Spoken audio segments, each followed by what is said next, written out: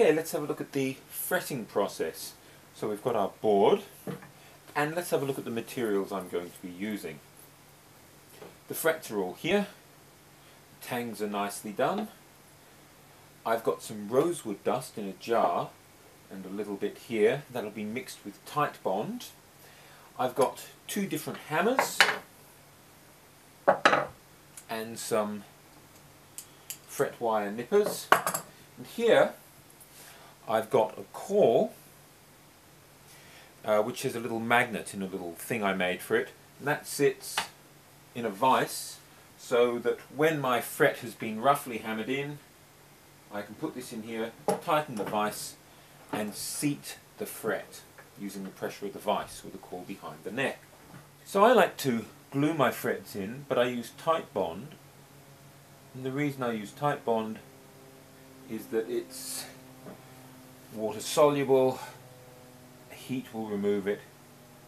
It's a nice aliphatic resin glue. Okay, so Titebond's in the slot, my fret goes into position,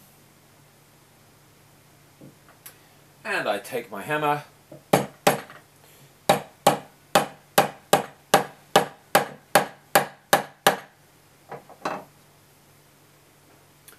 and seat it. There we go. Just a tiny tap on the ends. Now we move across here to where the caul is waiting. Position, clamp, tighten.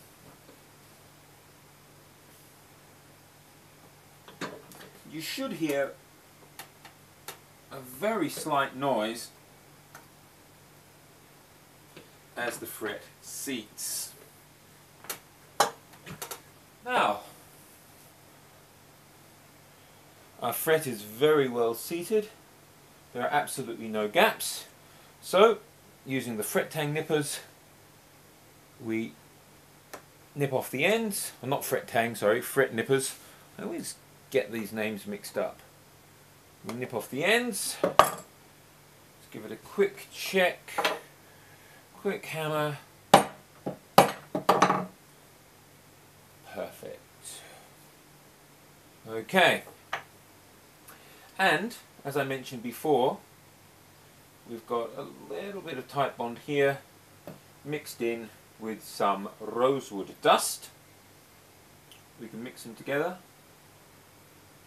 to make a little bit of paste, which we then put carefully into the slot. So rosewood dust and Titebond together will form a kind of wood filler which will be the same colour as the fingerboard itself.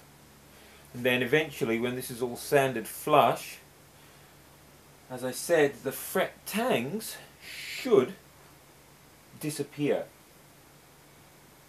so that it'll look like you've got one continuous piece of rosewood on the side. And through the magic of the internet, here we are, one fully fretted neck with the sides filled in. That rosewood dust is going to dry, and after it has, we can finish all of this off. Right, now it's time to start on our mortise and tenon joint. You can see I've re-established my centre line on the planed body here, and I've set up the drill. I've got my egg beater drill standing by. What I've got here is the drill is set up at an angle of 2.5 degrees, which is the angle at which I'm setting the neck.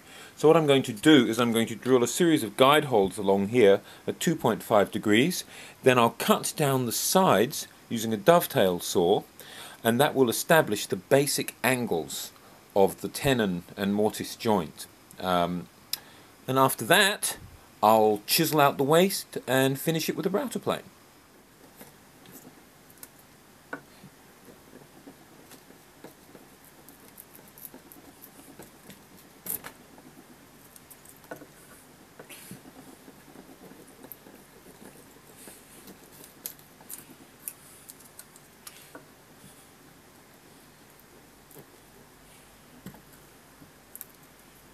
Now, what you can see here is the router plane is sitting on a couple of angled shims. So these are angled at 2.5 degrees. So as the router plane moves up, it planes the bottom of the cavity at 2.5 degrees. Okay, now it's time to clean the sides of the tenon, and for that I'm going to be using this rather interesting pair of tools. These are Stanley 98 and 99 planes. And what they do is they sit against something and the blade cuts. So I can put it inside here, move it along, and it trims the edge of my cut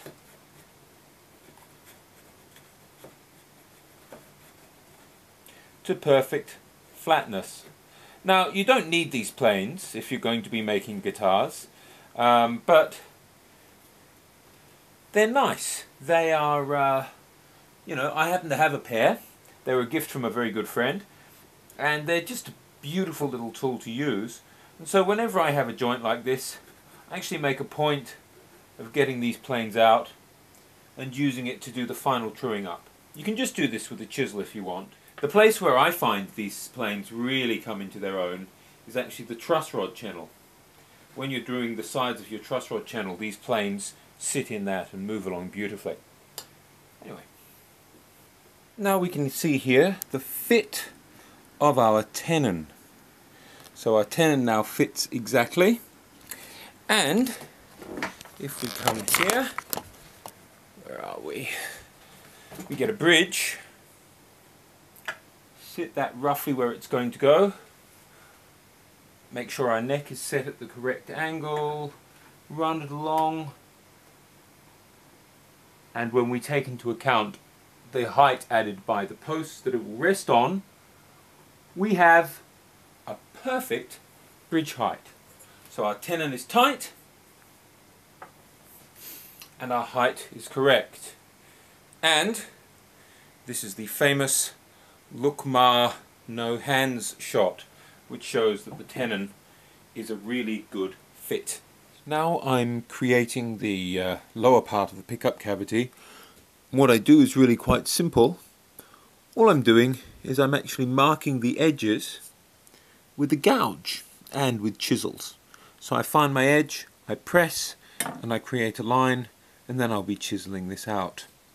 Then I use a router plane to get it to the required depth. Very straightforward. Here we can see the chisel working along the bottom of the cavity. And here we are. That's going to get cleaned up later, but for now we've got our rough cavity shape. And a quick test fitting, let's have a look here, shows that yep, our P90 fits perfectly. Great.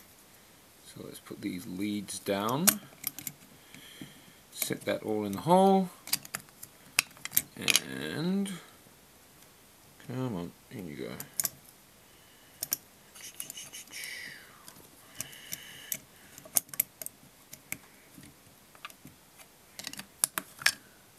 There we are, a perfect fit. And now, drilling the hole to connect the pickup cavity to the control cavity.